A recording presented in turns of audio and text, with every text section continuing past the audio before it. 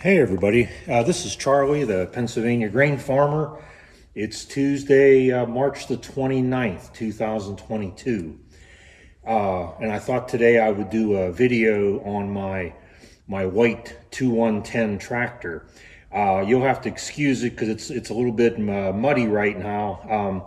The tractor was all cleaned up. I had washed it with the high pressure washer in the fall when I was done with everything, and it was all nice and clean. But in the last couple of weeks, I have had some days when I've been able to get out and do some moldboard plowing. I have about 44 acres done and probably 33 acres more to go. So it's got some mud on it, so I wasn't going to clean it off or take the time to clean it just for the sake of this video. I figured, anybody that's out there farming would understand, why it looks the way that it does. But I was going to do this video before when it was clean, but when I had planned to do it, that's when the weather got nice and I was able to get out and plow, which I thought was more important. And I did do a video of that. So that's why the tractor looks the way it does.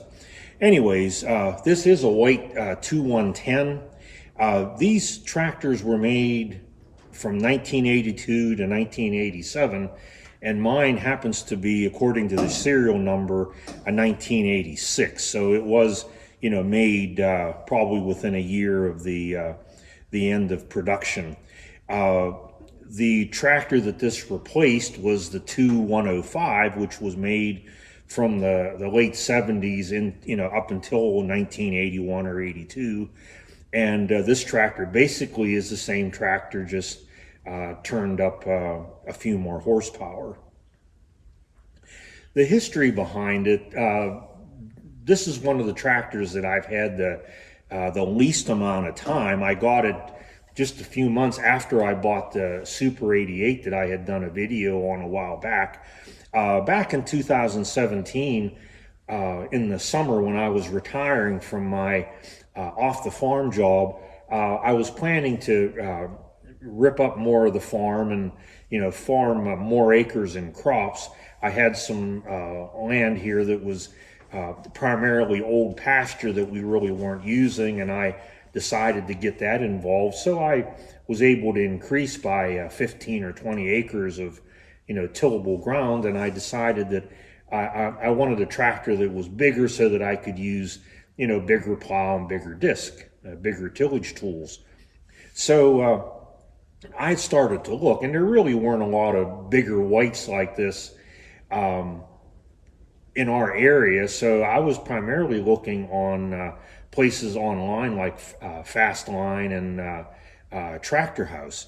And originally I was looking at 2105s whites, but and I had found one that I thought I had made a deal on. They had replaced the engine in it and they had repainted it, so it really seemed like it was pretty good. And like I said, I thought I had a deal with the guy, and he sold it out from underneath me. So I went back and started to look again, and instead of just looking at the 2105s, I expanded my search to the 2110s, and that's when I came across this, which was located out in the state of Kansas and was being sold by Shuck Equipment. And I don't remember the town that that's located in, but it is in Kansas.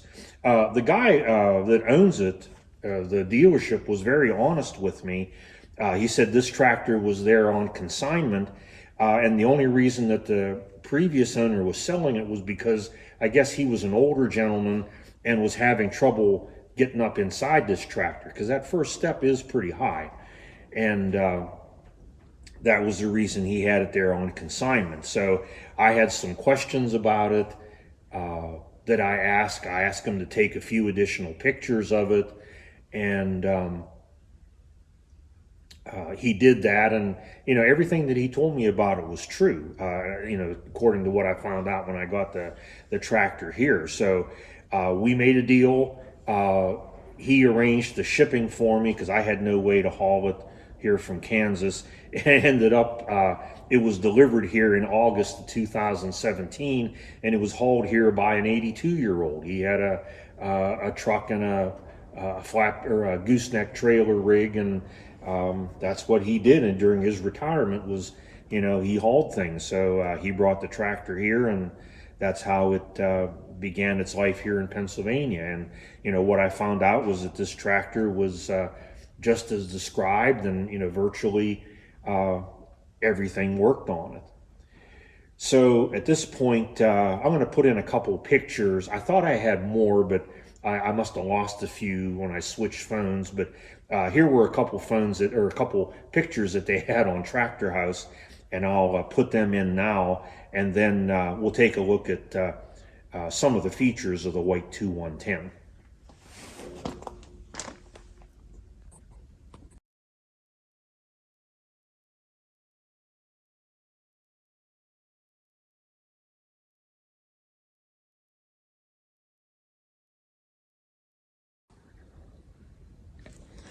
Okay, we're back, and we're going to take a look at some of the features of the white 2110.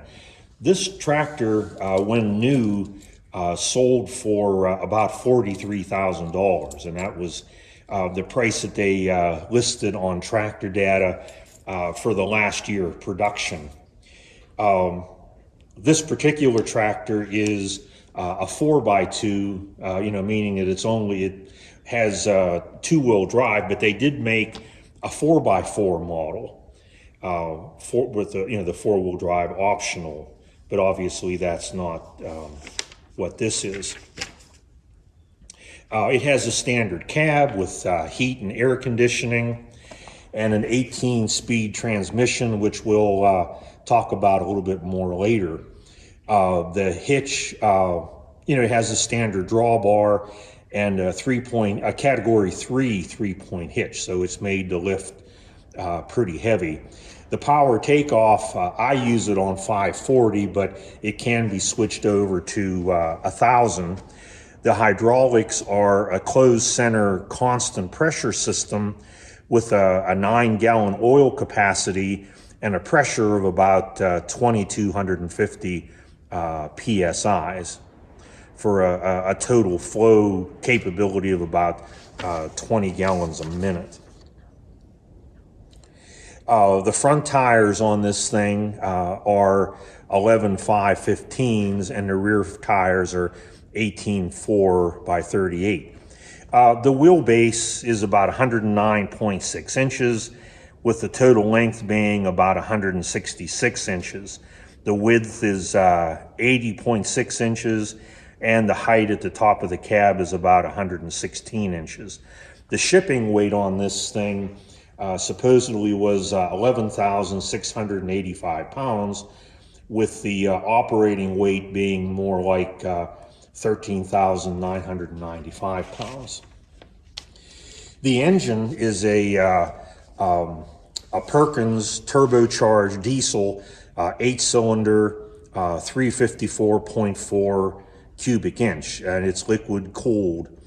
The air cleaner is a dual paper element. It has one of those bigger paper elements, kind of like my Olivers and my John Deere 4400 combine do, but then it also has a smaller paper cylinder inside that larger one, which whenever I changed it this past year, the outer cylinder element was dirty and the inner one was completely clean. The rated RPM on this tractor is about 2,200. The idle RPM about 775. This tractor has a 12-volt system, but that's run off of two of the larger 6-volt batteries that are tied together. The oil capacity of this tractor engine is 16 quarts, and the coolant capacity is about 24 quarts. The transmission is, they call it a 3x6 over-under. It's a partial power shift. So it has basically 6 direct drive forward gears and 2 reverse. But because it has an over-under feature, that means, for each direct drive gear, you get an over version and an under version. So basically it has 18 forward gears and 6 reverse. and the oil capacity of this transmission is about 46 quarts. Top speed of this tractor is about 18 miles per hour. Okay, and in terms of horsepower, they call it a 2-1-10 because it's two-wheel drive and 110 horsepower. And during the Nebraska test, which was done back in March to April 1983, the PTO horsepower was measured at the Nebraska test as 110.52. So it more than lived up to what the claim was. And the fuel use was measured to be about 6.6 gallons per hour. So that's a little bit about the tractor itself. And here in a couple minutes, we'll come back and I'll take you for a walk around, look at some of the features, and talk about some of the things that I've done to this tractor so far. Okay, starting up here at the front of the tractor, one of the first things I noticed whenever I got it home was that the front tires were really shot. They were kind of cracked up and really worn down, almost smooth. So I decided that I need a new one. So I ordered a set and put them on, and they're 11 by 15s. Okay, going down the left side of the tractor, you'll notice here the compressor for the AC system. The AC was the one major thing that was not working on this tractor. And so just last year, there's a mobile air conditioning service in our area. They're expensive, but they will come out to the farm, and the guy came out and tested the system and found that I did need a new compressor. So he ordered that, and a couple of days later put that on. So the AC now works. Before this tractor, I never had a tractor with a cab, and my brother-in-law used to joke that if I ever got a tractor with a cab, that he was going to take a torch and cut it off because I wouldn't know what to do with it. But anyways, what I found pretty quick was that even in the springtime, when it was a sunny day and not really all that warm out, that it could get warm in that cab because if you had the windows closed to keep the sound out, it was kind of like a greenhouse in there. So having the air conditioner fixed really is a nice thing, especially if I'm doing something with this in the summertime. It really makes a difference. I also, a year or so after I got it, had to change this solenoid on the starter, okay, and that made a big difference. One of the other features here, which is kind of nice, it has an automatic ether injection system. So rather than having to spray ether into the air cleaner or anything, there's a button inside the cab that I push, and the ether right now is located in this little tank, and it automatically shoots a small amount of ether into the engine to help get it started. It does tend to be a little cold-blooded, whenever it's really cold outside, so that comes in handy, although I try not to use it unless I absolutely have to.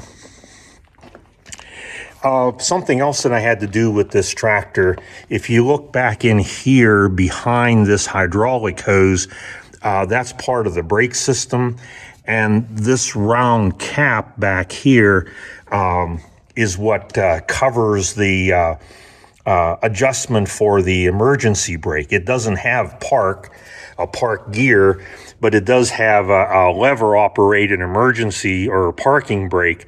And when I got that, the parking brake did work, but the adjustment was seized. And that adjustment is found under that cap that I just pointed to. So I took the tractor up to my mechanic buddy Joe's, and he took that apart on both sides and, got that unseized. And so everything is good now. You'll probably notice here that my rear tires are looking pretty good. That's because these were new back in November. if you saw the pictures that I uploaded, the pictures made the old tires look a lot better than they actually were. They were maybe down to 30% or less, and when I got into muddy situations, the tires really weren't very good. I did a lot of slipping. So this past fall, with the corn and soybean prices, being half decent, I was able to afford to get new tires from this. So I did that back in November, and there's a mobile tire service around here that comes out to farms. And as soon as I got the tires, the gentleman came out and mounted them for me. And the main reason I had it done that way was because he had the capability of taking the calcium out of the old tires and pumping them back in. So I do have calcium in these tires.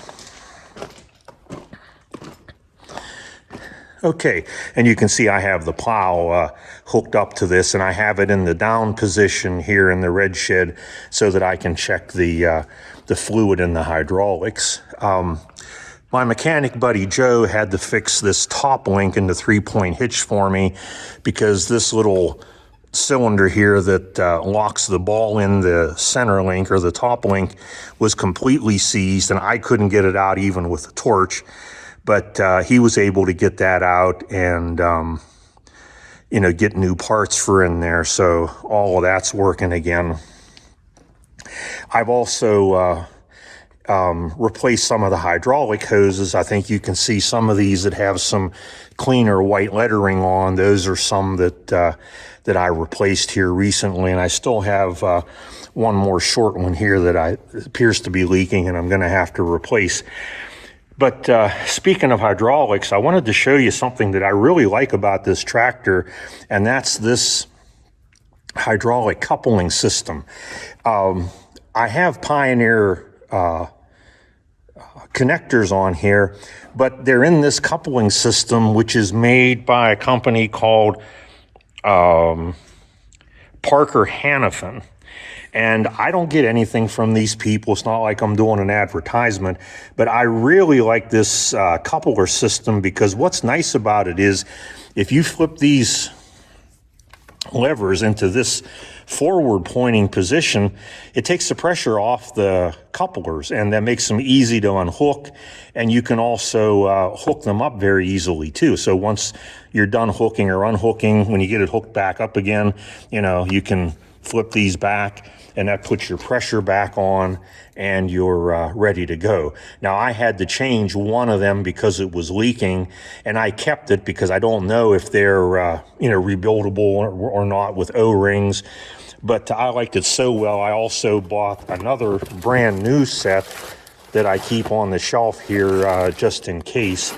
And I really recommend these things. It really makes hooking up your hydraulics when they're under some pressure makes that a whole heck of a lot easier.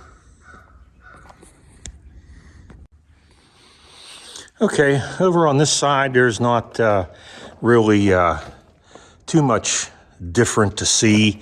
Over here are the fuel tanks.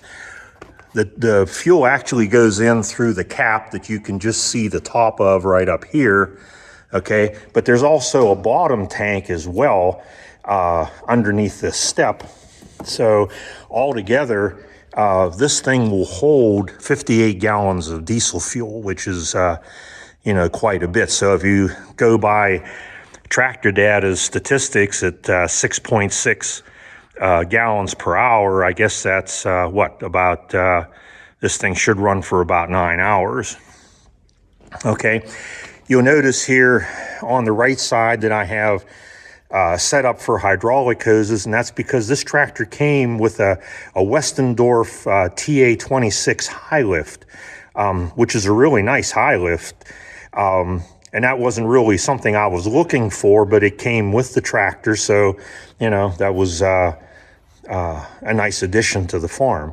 But you can see, those hoses are for that. 2 of them operate the up and down. 2 of them operate the tilt of the bucket. And you can see down here, there's a piece of frame here and a piece of frame here that it mounts on. This is the kind of high lift that you drive into, you hook the hydraulics up, and then you can actually, lower it, and it'll actually attach right up. In fact, some people say that they can hook up the hydraulics, and if you have the tractor in neutral, that it'll actually pull the tractor into position, to lock everything up. But I never tried doing it that way.